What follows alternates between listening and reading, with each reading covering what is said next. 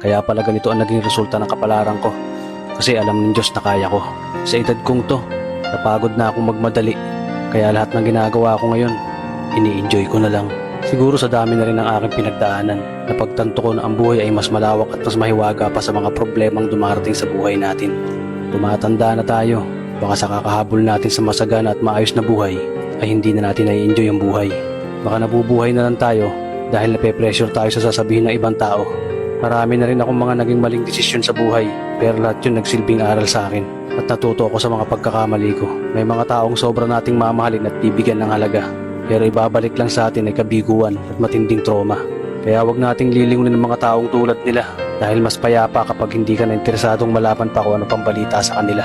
At wag mong idepende ang sarili mo sa kahit kanino. Tandaan mo, kahit sarili mong anino, iiwan ka din nito kapag madilim na ang paligid mo.